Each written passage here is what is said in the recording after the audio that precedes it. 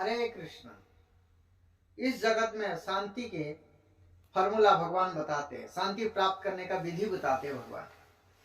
श्रीमद् भगवद गीता के 5वां अध्याय के 29वां श्लोक में भगवान कहते हैं, भक्ताराम जगत तपस्म सर्वलोक महेश्वरम सुहृदम सर्वभूतानाम ज्ञातामम शांति मृच्छति। वही व्यक्ति शांति को प्राप्त कर सकता है। कौन से व्यक्ति? भगवान कहते हैं, मुझे समस्त जगत तथा तपस्याओं का परम भक्ता। यज्ञ नियत कर्म से यज्ञ होते हैं।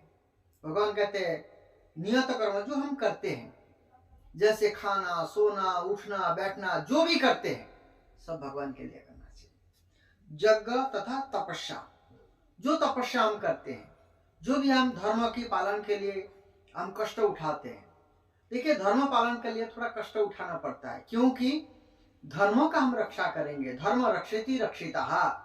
जो धर्म का रक्षा करता है, धर्म उसी का रक्षा करते हैं। तपस्या का परम भक्ता और समस्त लोगों का तथा देवताओं के परमेश्वर एवं समस्त जीवों के उपकारी एवं हितैषी जानकर मेरे भावनामृत से पूर्ण पुरुष भौतिक दुखों से शांति लाभ करता है। देखिए, 3 चीज बताई भगवान ने यहाँ पर। क्या है? यज्ञ तथा तपस्या का भक्ता हो गया। सभी जीवों के, जो समस्त जीवों के ईश्वर परमेश्वर, जैसे कोई देवी देवता का पूजा करते हैं, उन देवताओं के भी देवता, सभी के देवता जो मूल है कृष्ण है, उनको जो सभी देवताओं के देवता मानता है। जैसे भगवान कहते हैं, जानती देवव्रता देवान पितृ जानती पितृवता भूतानी जानती भूतेजा मद्दाजी न मामोपि माम। इस जगत में शांति के फॉर्मूला भगवान बताते हैं, शांति प्राप्त करने का विधि बताते हैं भगवान। श्रीमद् भगवद गीता के 5वां अध्याय के 29वां श्लोक में भगवान कहते हैं, भक्ताराम जगत तपस्म सर्वलोक महेश्वरम सुहृदम सर्वभूतानाम ज्ञातामम शांति मृच्छति। वही व्यक्ति शांति को प्राप्त कर सकता है। कौन से व्यक्ति? भगवान कहते हैं, मुझे समस्त जगत तथा तपस्याओं का परम भक्ता। यज्ञ नियत कर्म से यज्ञ होते हैं। भगवान का फॉर्मूला भगवान बताते हैं, शांति प्राप्त करने का विधि बताते हैं भगवान।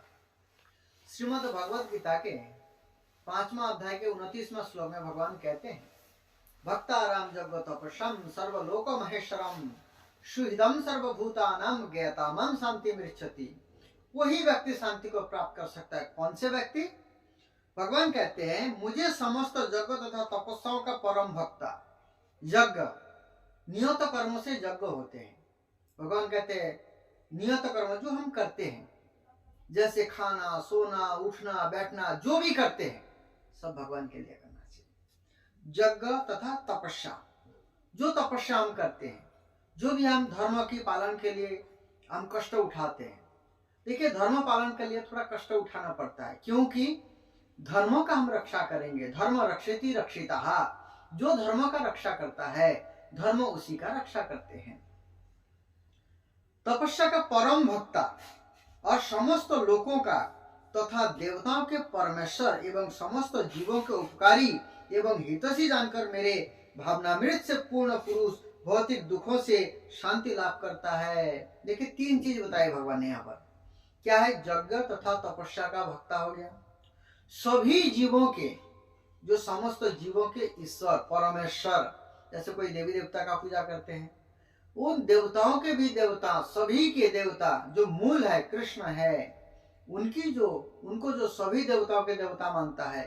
जैसे भगवान कहते हैं, जानती देवव्रता देवान पितृ जानती पितृवता भूतानी जानती भूतेजा मद्दाजी न मामोपि माम। जो भूत प्रेत का पूजा करता है भूत लोग जाते हैं, जो देवताओं का पूजा करते हैं वो देव लोग जाते हैं, जो प्रेतों का पूजा करते हैं प्रेत लोग जाते हैं। भगवान कहते हैं, जो मेरा पूजा करते हैं वो मेरे धाम में आता है, लेकिन सब जगह से वापस आना पड़ता है। भगवान के धाम से कभी वापस आना ही नहीं पड़ता है, क्योंकि वहां पर परमानेंट गोलोक वृंदावन धाम मिल जाता है। इसीलिए और क्या है, परमेश्वर यहाँ पर कहते हैं सभी जीवों के उपकारी, इसलिए भगवान का एक नाम है दीननाथ। सभी दिनों के नाथ है दीननाथ। सभी जीवों को भरण पोषण करने वाले भगवान है। देखिए, भगवान डिपार्टमेंट बांटे हैं। संहार का डिपार्टमेंट भगवान शिव जी को दिए हैं, सृष्टि का डिपार्टमेंट जो है ब्रह्मा जी को दिए हैं, लेकिन पालन का काम स्वयं खुद करते हैं, क्योंकि भगवान ये ना कोई कहे जो मेरा पालन नहीं करता है। ऐसे एक छोटा सा कथा से सुनाता हूँ आपको इस पालन के लिए। एक बार माता सीता अक्षत लगा रही थी, सिंदूर लगा रही थी, साथ में अक्षत भी था। तो एक जो है चींटी, सिंदूर का डिब्बी होता है, उसके अंदर चींटी आ गई।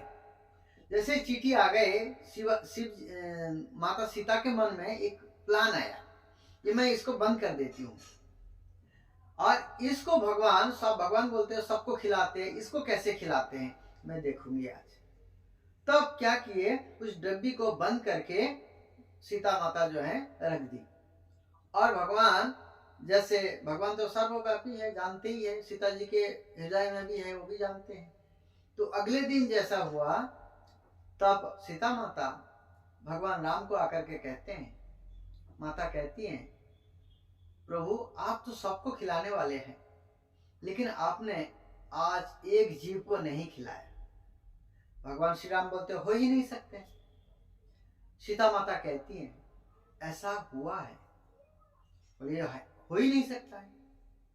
तब माता सीता क्या करती हैं, उस सिंदूर की डब्बी को खोल के देखती है, ये आज आपने इस चींटी को नहीं खिलाया, मैं एक डब्बी में एक चींटी को बंद करके रखी हूं और उस चींटी को आपने आज नहीं खिलाया।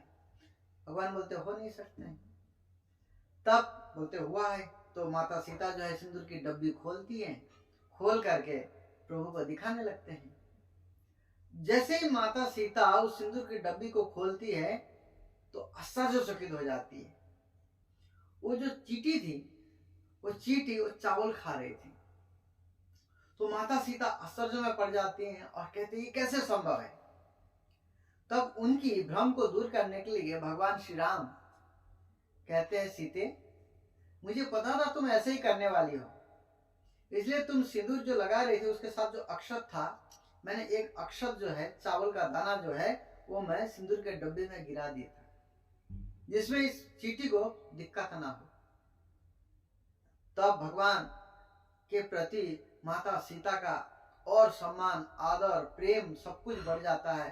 प्रभु आप ही सभी जीवों का कल्याण करते हैं, आप ही सभी जीवों को भरण पोषण करने वाले हैं। इसलिए भगवान का एक नाम नारायण है। नारायण इसलिए है नर आयन।